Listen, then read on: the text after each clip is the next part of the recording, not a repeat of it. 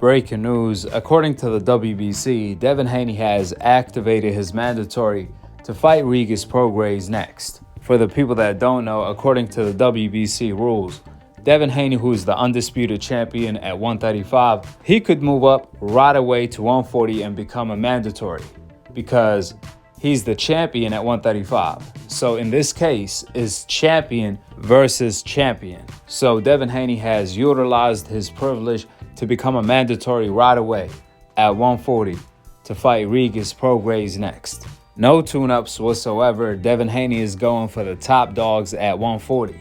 Since then, the WBC accepted Devin Haney's request, where the WBC has officially ordered Regis Prograis to choose to fight one of his mandatories, either Devin Haney or Sandor. Regis at the moment in time has two mandatories. One mandatory at 140, which is Sandor. The other mandatory is obviously Devin Haney. The WBC gave Regis Prograis 14 days to choose and make a decision on who he wants to fight next, Devin Haney or Sandor.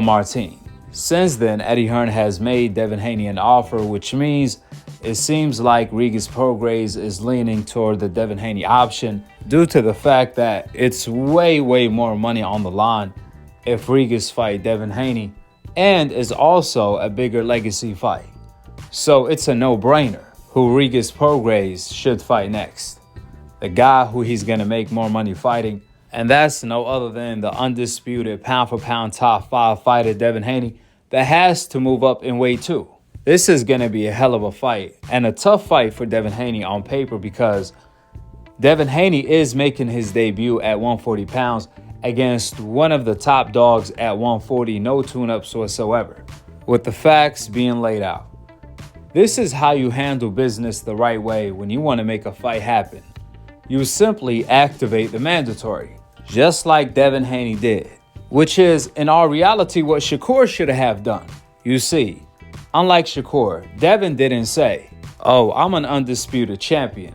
I don't want the fight to go to purse bid because Regis is going to end up getting the bigger purse since he's the champion and I'm only the mandatory at 140. Absolutely not. Because when the fight goes to purse bid, like I said before, the purse split is based on the ratio of the fighter's last 3 salaries, meaning it's based on the fighter's worth. The purse split is not necessarily a set split for the champion and a set split for the mandatory. Absolutely not. We've seen it time and time again. For example, when Shakur was the mandatory for hearing, the mandatory Shakur ended up getting the bigger purse, 63% of the total purse, while the champion hearing only got 37%. That's why I said a million times, when Shakur turned down the Devin Haney fight, when Devin offered him a 75-25% split to fight for undisputed, instead of Shakur turning the fight down, he should have activated his mandatory in order to take the fight to purse bid and force the fight where he will end up getting a split based on his worth. So it made no sense whatsoever when Shakur turned down the Devin Haney undisputed fight because, according to him, he felt like he was worth more. If so, why not activate the mandatory? Or at the very least, negotiate the fight. However, Shakur didn't do either or. So after Shakur turned down the Devin Haney undisputed fight, guess who did both? Negotiate and activate his mandatory position. No other than the undisputed champion Devin Haney. He did it at a higher division at 140 because obviously Devin can't activate any mandatory at 135 since he is the champion. Only the mandatories can. But Devin, he can activate his mandatory at a higher division if he moves up in weight, which that appeared to be the plan for Devin Haney right now, since Devin doesn't have an opponent. And if he want to fight Regis, he only has a 14 days time window in order to at least agree to fight, or else Regis will have to fight Sandor. Therefore, the best move on the chessboard is to fight Regis, and don't miss out on this opportunity, even though Regis is a dangerous fight since he's a heavy puncher and one of the hardest, if not the hardest puncher at 140. But at the end of the day, or at least the night, the reward for Devin Haney is also huge because he gets to become a 2-division world champion, while at the same time, keep his undisputed title at 135. The reason why is because of the obvious reason. None of Devin Haney mandatories activated their mandatory position at 135 in order to force the fight. From Shakur Stevenson, who is the WBO and the WBC mandatory from my understanding, and also Gervonta Davis, who is the WBA mandatory. Therefore, Devin Haney gets to do whatever he wants. We all know Devin Haney said he's only willing to stay at 135 to fight either Gervonta Davis or Shakur Stevenson. Well, Gervonta is in jail, and obviously Devin Haney sent Shakur an offer. However, Shakur turned it down. Now at 140, Devin Haney said he would like to fight Tio. However, Tio asked for $20 million after the fight, then immediately retired. So that's off the table. That's when Devin Haney chose to go ahead and activate his mandatory position in order to fight Regis at 140. And now they are negotiating the fight. Now that's what Shakur should have done. If he want to claim he's worth more, because Devin Haney is worth more than Regis, and he still activated his mandatory, which proves once again, your worth has nothing to do with activating the mandatory. In fact, they actually go hand to hand. If you felt like you're worth more, then you should activate the mandatory so the fight could go to purse bid and you get paid more, right? And guess what? Shakur activated his mandatory when it came to hearing, when he was only fighting for one belt. And when it came to Oscar Valdez, again, only one belt.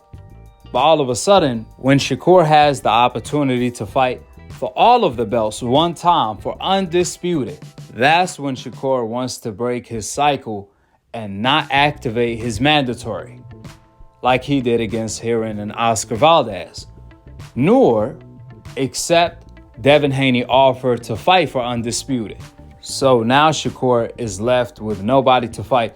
He's over here begging Lomachenko to fight.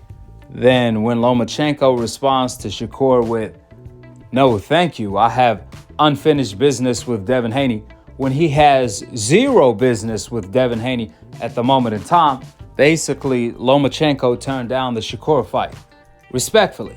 But peep this, Shakur responded by calling someone a duck.